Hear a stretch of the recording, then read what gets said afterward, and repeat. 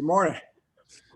Kind of a raw morning in Champaign. A week ago, it was about 80 degrees for practice. Now a little bit more raw this week. So I guess that's fall in Champaign, right? Yes, it is.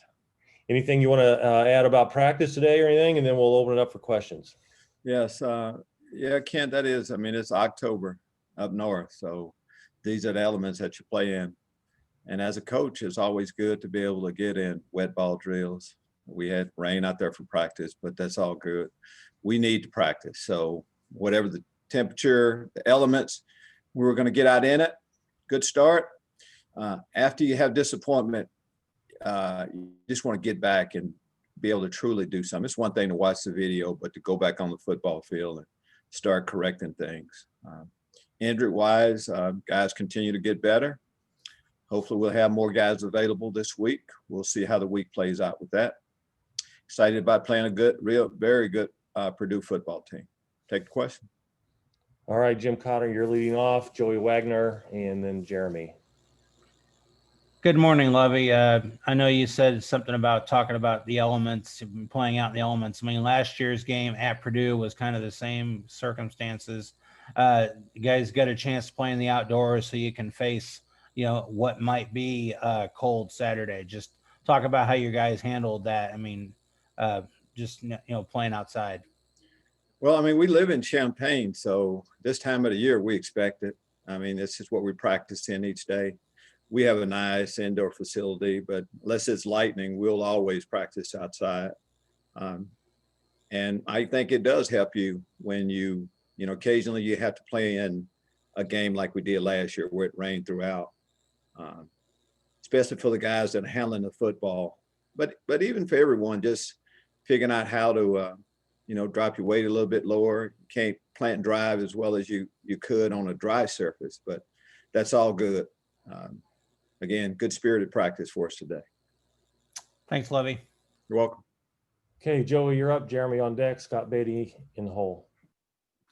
Morning, Lovie. I know we've talked a lot about Keith Randolph over the course of the last few weeks. We're going to chat with him here in a bit, but if I remember, he's still, fairly new to playing football in the big picture. What is it about him that you liked out of high school? How have you seen him develop? Out of high school, we saw a big skilled athlete. Yeah, you're right. I mean, football was newer to him. He was a very good basketball player, and that's where we saw a lot of his ability playing on the basketball court. So he's still a young football player. He did some good things, had a couple good plays, the last game, but we're still in progress of, getting him to become what his potential says he eventually will be. I know we've talked a lot about Rondale Moore, and you guys didn't see him last year, and it's been a little bit, but what makes him such a good receiver and have such the impact that he does? Well, he is an impact player. I mean, he can do it all. He's got good hands. Once he catches the football, he's got great speed. He's a strong player also.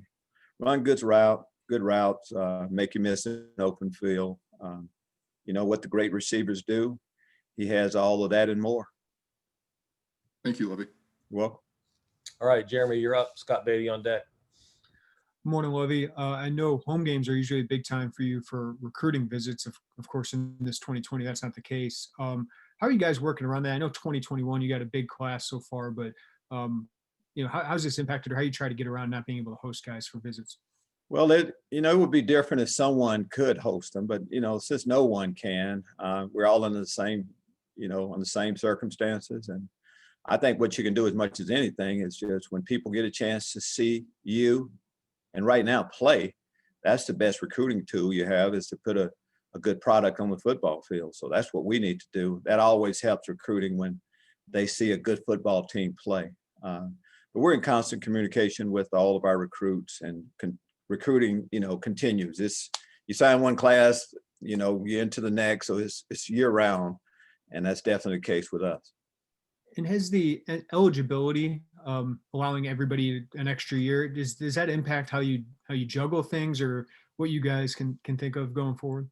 No, not really. We'll always have the maximum amount of players that we can have on our roster. We'll have that.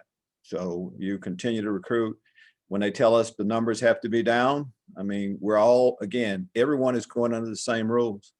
No one out there is going to say, well, we're going to have to eventually get down. We're going to go with less players right now. No, we're going to be max. We'll be maxed out as often as we, in any situation where we can. That's what we'll be doing. That's how we are now. Thanks. You're welcome. Hey, Scott Beatty, you're up. Bob, you're on deck. Hey, Lovie, this came up over the weekend at least, and maybe I know in the Big Ten, maybe in the NFL too, if I remember right. And that is late game situation, wanting to get the ball back, allowing your opponent to score, goes against a defense's instinct. Do you have thoughts on that? Is that kind of an automatic smart thing to do in those kinds of situations, or do you have a philosophy on that? Yeah, I think everybody has the same philosophy. I mean, if you let them score and that'll only put you up by 8 points and you can get the ball and tie the game, we would all do that. So, I mean, that's just basic things. Those are, situational football that comes up, Yeah.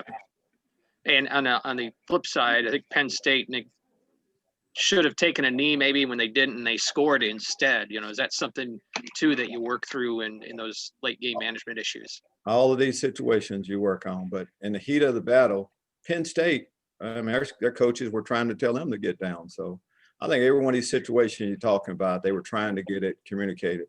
They don't come up an awful lot, but they do go against what you're running back.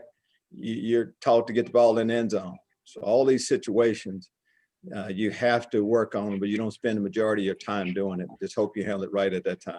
Sure thing. Thank you. You're welcome. Okay, Bob Osmussen, Scott Ritchie, Gavin Good. Coach, I know you like routines. Are you having to change your home game routine? Any kind of adjustments you're going to have to make in terms of where you're staying or anything like that? Or does it all go back to what you've done previous years? Bob, we don't have to change an awful lot. When we went on the road last week to Wisconsin, that was a little different because we could only have a maximum of 10 people assembling at a time. We're not under those type of rules down here. So for the most part, we'll have our regular routine that we go through.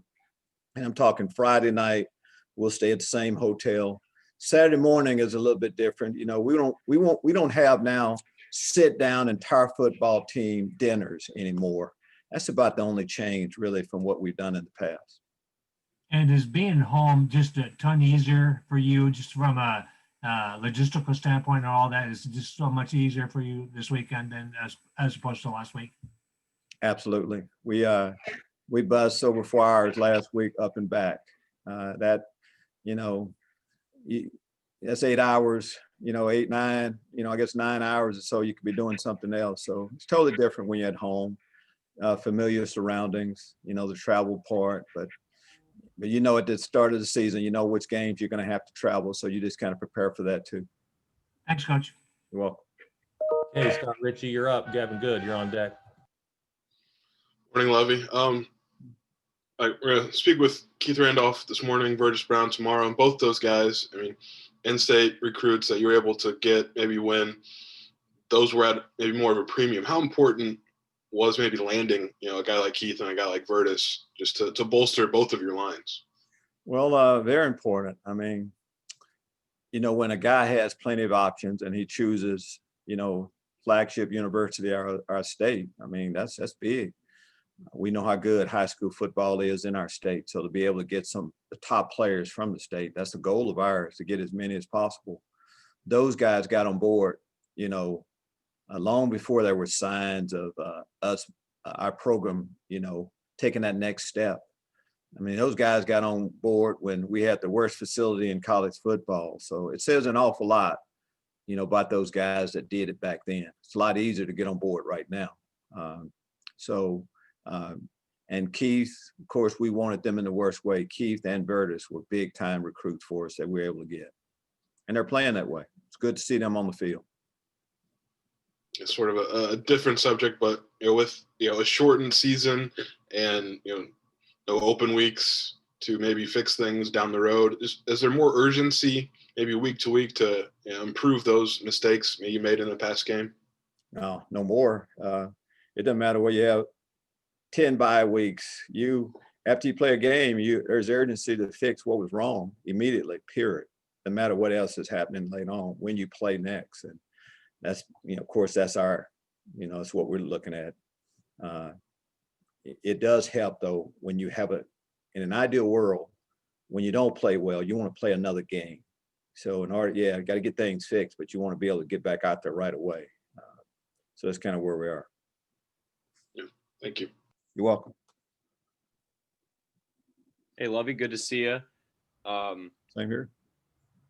So Purdue, as you know, they got Rondale Moore and David Bell, two really good receivers. I'm wondering what it's like scheming for two really talented offensive threats like that. Well, normally you don't have to. I mean, just in college football, you don't see two definite number one receivers like that. Just talking about Rondale Moore in itself. I mean, he was all everything the last time he played for good reason. When he went out last year, Bell stepped in and played as well as Rondale did, I think, the year before. So it causes problems. I mean, when you have two great options instead of one, offensively, you'd love to be in that situation. And defensively, you just got to be aware, we are, but it definitely helps when you have two great players like that. Only one ball, though. Would you say it's going to be more crucial this week for guys like Sidney Brown, Nate Hobbs, guys back in there in that secondary to be, especially locked in? And are you guys changing anything from last game? I don't quite know how to answer that.